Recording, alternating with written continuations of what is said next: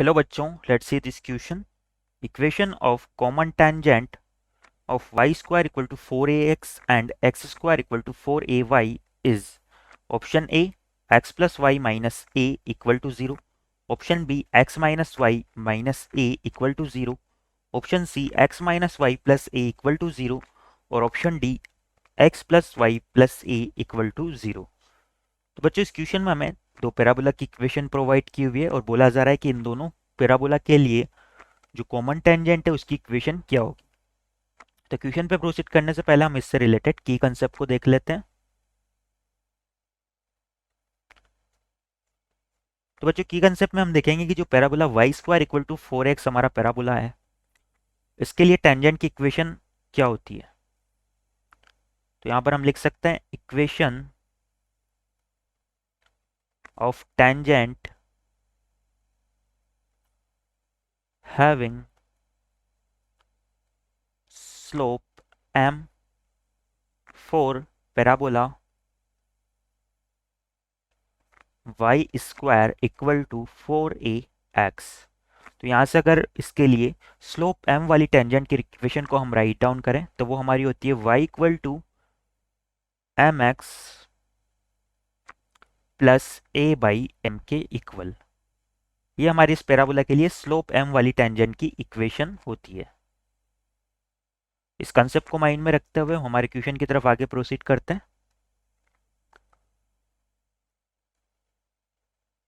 तो बच्चों क्वेश्चन में हमें बोला गया है कि इन दोनों की कॉमन टेंजेंट हमें फाइंड आउट करनी है. तो यहाँ पर हमने Y square equal to 4x के लिए तो टेंजेंट की इक्वेशन को राइट डाउन कर लिया, इसे हम इक्वेशन 1 नाम दे देते हैं. और यहाँ से अगर ये टेंजेंट इन दोनों की कॉमन टेंजेंट है तो ये x square equal to 4ay की भी टेंजेंट होगी. तो यहाँ से हम लिख सकते हैं if equation 1 is also tangent for parabola x square equal to 4ay. अगर ये x square equal to 4ay के लिए भी टेंजेंट है तो यहाँ पर हम क्या करते हैं, इस लाइन की इक्वेशन को इस parabola x square equal to 4ay के साथ सोल्व कर लेते हैं. तो हमें क्या मिलना चाहिए, अगर एक ही इंटरसेक्शन पॉइंट मिलना चाहिए. अगर एक ही इंटरसेक्शन पॉइंट मिलेगा तभी जाके ये क्या होगी, इसके लिए टेंजेंट का काम करेगी. तो यहाँ से हम लिख सकते हैं इन दोनों का इंटरसेक्शन पॉइंट अगर फाइंड आउट करें तो क्या हो जाएगा, x square equal to 4a और यहाँ पर y की जगह क्या आ जाएगा, m x plus a by m. तो बच्चों ये हमारी क्या आएगी, x में एक क्वाड्रेटिक इक्वेशन आ जाएगी.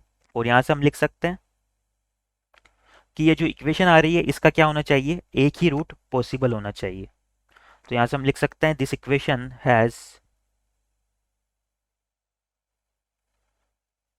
Then this equation has equal roots.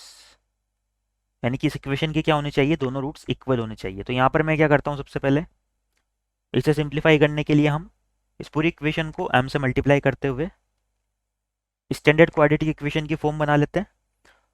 तो जब इस पूरी इक्वेशन को m से मल्टीप्लाई करेंगे तो ये हमारा होगा m x square equal to हो जाएगा 4a m square x plus 4a square.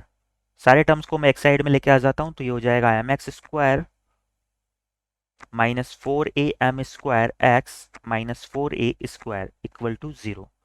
Now इसके क्या है, इक्वल रूट्स है इस क्वाड्रेटिक इक्वेशन के. तो यहाँ से क्या होना चाहिए, इसका डिस्क्रिमिनेंट क्या होना चाहिए, 0 के इक्वल होना चाहिए. तो यहाँ से हम लिख सकते हैं since it has equal roots then its discriminate equal to 0. इसके डिस्क्रिमिनेट को हम क्या करते हैं, 0 के इक्वल कर देते हैं. तो यहाँ से अगर इसका डिस्क्रिमिनेट फाइंड आउट करें तो वो क्या होगा, बी स्क्वायर. और बी क्या होता है हमारा, एक्स का कोफिशिएंट. तो ये होगा माइनस 4a एम स्क्वायर का स्क्वायर माइनस 4a होता है हमारा एक्स स्क्वायर का कोफिशिएंट यानी कि m इंटू सी होता है हमारा constant term which is equal to minus 4a square. ये इक्वल होना चाहिए 0 के. तो बच्चों यहाँ से हम क्या कर सकते हैं, इसका स्क्वायर करेंगे तो ये आ जाएगा 16a² m4 प्लस ये माइनस माइनस मिलके प्लस बना देंगे और ये हो जाएगा 16a²m=0। इन दोनों इक्वेशन में से हम 16a² m को कॉमन ले लेते हैं। तो 16a² m को जब हम कॉमन लेंगे तो हमारा ब्रैकेट में बचेगा m³ + 1 = 0। यहाँ से 16a² तो जीरो वाली साइड में चला जाएगा, तो यहाँ से हमारे पास m की दो वैल्यूज निकल के आती है, m=0, m=1। तो यहाँ से हमारा आ रहा है m=0 एंड m=1। बच्चों हमने पैराबोला y² = 4x के लिए टेंजेंट की इक्वेशन राइट डाउन की थी। तो अगर हम m=0 वाला केस देखें तो m=0 क्या होती है, एक ऐसी लाइन को रिप्रेजेंट करती है जो कि y एक्सिस के पैरेलल हो। तो बच्चों y एक्सिस के पैरेलल इसकी टेंजेंट क्या हो जाएगी, खुद y एक्सिस ही हो जाएगी इस पैराबोला के लिए। बट अगर हम x² = 4ay को यहाँ पर ड्रॉ करें तो x² = 4ay हमारा कुछ इस तरह से होगा, और उसके लिए हमारी y एक्सिस तो क्या हो पाएगी, टेंजेंट नहीं हो पाएगी, यानी कि m=0 वाला पॉइंट हमारा कैंसिल हो जाएगा। तो यहाँ से m=1 आ गई इन दोनों की कॉमन टेंजेंट के लिए स्लोप। तो यहाँ से हम लिख सकते हैं then equation of common tangent is, तो कॉमन टेंजेंट की हमारी इक्वेशन क्या हो जाएगी, ये जो हमने टेंजेंट की इक्वेशन लिखी थी इक्वेशन 1, इसमें m की जगह यहाँ पर m= हमारा -1 के इक्वल आएगा, क्योंकि m³ हमारा 1 के इक्वल है, m³ + 1 = 0 है, तो m³ होगा -1 के इक्वल, तो m की वैल्यू आएगी -1। तो यहाँ से ही हो जाएगा m= -1, और अगर m=-1 होगा तो the equation of common tangent is, ये हमारी हो जाएगी इक्वेशन 1 में हम m=-1 जब पुट करेंगे तो ये होगा y = -x - a, और जिसे हम लिख सकते हैं x + y + a = 0। यही हमारा इस क्वेश्चन के रिगार्डिंग फाइनल आंसर हो जाएगा। एक बार हमारे ऑप्शंस देख लेते हैं हम।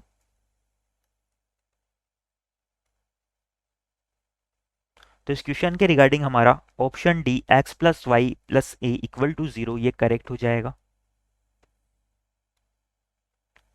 Our final answer is option D. I hope you understand it well. Best of luck.